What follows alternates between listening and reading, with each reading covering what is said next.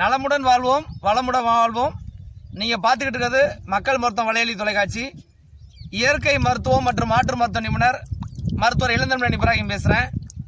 என்னோட பழைய வீடியோ புதிய வீடியோ எழுதி பார்க்கணும்னா கீழே இருக்கிற பெல் பட்டன், சப்ஸ்கிரைப் பட்டன் ரெண்டையும் அழுத்துங்க.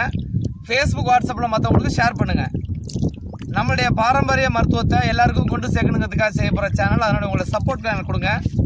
என்னோட வீடியோவில் முன்னாடி விளம்பரங்கள் ஒன்றா அதையும் பாருங்க. என் சேனலில் நீங்கள் விளம்பரம் பண்ண ஆசைப்பட்டால் என்னை தொடர்பு கொள்ளுங்க, நான் விளம்பரம் பண்ணுறேன். இப்போ நம்ம பார்க்குற விஷயம் என்னன்னு பார்த்தீங்கன்னாக்க, சாப்பாட்டோட பழம் சேர்த்து சாப்பிடலாமா அப்படிங்கிற தலைப்பு. ஏன்னா இது நிறைய பேர் என்கிட்ட இந்த கேள்வி கேட்குறாங்க.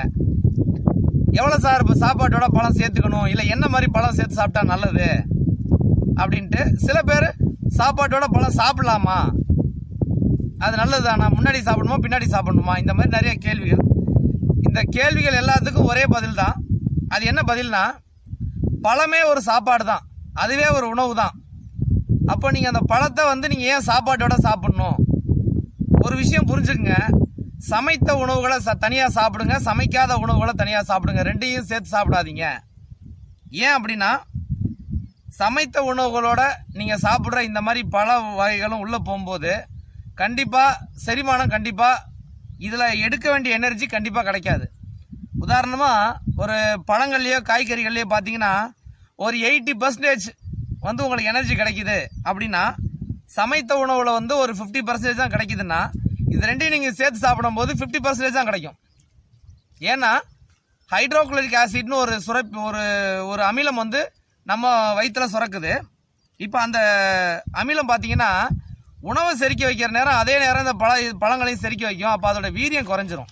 அப்போ என்ன பண்ணும்னா, பழங்களை தனியாக சாப்பிடுங்க, உணவை தனியாக சாப்பிடுங்க. அப்போ உடனே சில பேர் கேட்பாங்க, இப்போ பழம் சாப்பிட்டுக்கலாமா, தனியாக ஒரு 10 நிமிஷம் சாப்பிடலாமா? நான் அப்படிலாம் கிடையாது. ஒரு உணவு நீங்கள் சாப்பிட்டுட்டு அடுத்து பசி வந்தால் அடுத்த உணவு சாப்பிடுவீங்க இல்லையா? அதே மாதிரி நீங்கள் சமைத்த உணவு சாப்பிட்ருந்தீங்கன்னா அது செரித்து பசி வந்தோன்னா பழம் சாப்பிடுங்க. இல்லை பழங்கள் சாப்பிட்ருந்தீங்கன்னா அது செரித்து அடுத்த பசி வந்தோன்னா உணவு சாப்பிடுங்க. அப்போது பழத்தை நீங்கள் ஒரு வேளை உணவாகவே வச்சுக்கலாம். அதனால நான் ஏற்கனவே சொல்லியிருப்பேன், பேலன்ஸ்டு டயட்னு சொல்லியிருப்பேன். அதாவது காலை நேரங்களில் பழங்கள், காய்கறிகள் சாப்பிடுங்கன்னு சொல்லியிருப்பேன். மதியம் சமைத்த உணவு சைவமோ அசைவமோ, இரவுல வேற ஒன்றுன்னு சொல்லியிருப்பேன் நான்.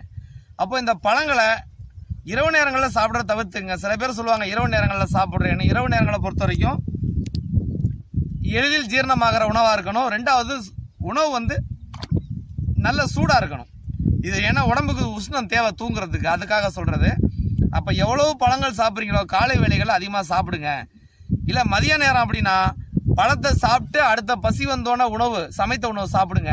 அப்படி இல்லைன்னா சமைத்த உணவு சாப்பிட்டுட்டு திரும்ப அடுத்த பசி வந்தோன்னா பழம் சாப்பிடாதீங்க. சமைத்த உணவையும் பழங்களையும் சேர்த்து ஒன்றா மிக்ஸ் பண்ணி சாப்பிடாதீங்க. அது சில விருந்துங்கள்லாம் அந்த மாதிரிலாம் கொடுப்பாங்க, ஃப்ரூட் சாலடுன்னு சொல்லி கொடுப்பாங்க. அந்த உணவுகள் சாப்பிட்டு முடிச்சோடனே ஃப்ரூட் சாலட் வரும், உணவு சாப்பிட்டு முடிச்சோன்னா ஐஸ்கிரீம் வரும், அந்த மாதிரி கொடுப்பாங்க. அது அவங்களுடைய கான்செப்ட், அவங்கள்ட்ட நிறைய பணம் இருக்கு, அவங்க பிரம்மாண்டத்தை காட்டுறதுக்காக செய்கிற விஷயம். ஆனால் நம்மளுடைய ஆரோக்கியம் அப்படின்னு பார்க்கும்போது நீங்கள் இந்த மாதிரி பழத்தை தனியாகவும் உணவை தனியாகவும், அதாவது சமைத்த உணவையும் தனியாக நீங்கள் சாப்பிட்டீங்கன்னா தான் உங்களுக்கு நல்ல ஆரோக்கியம். அப்போ தான் உங்களுக்கு பழத்தில் கிடைக்க வேண்டிய எனர்ஜி தனியாக கிடைக்கும், சமைத்த உணவுலேருந்து கிடைக்கிற எனர்ஜி தனியாக கிடைக்கும். அதனால இந்த மாதிரி விஷயங்களை ஃபாலோ பண்ணுங்க. என்னோட வீடியோ உங்களுக்கு கண்டிப்பாக பிடிச்சிருக்குன்னு நம்புகிறேன். கீழே இருக்கிற பெல் பட்டன், சப்ஸ்கிரைப் பட்டன் அழுத்துங்க. ஃபேஸ்புக், வாட்ஸ்அப்பில் மற்றவங்களுக்கு ஷேர் பண்ணுங்கள்.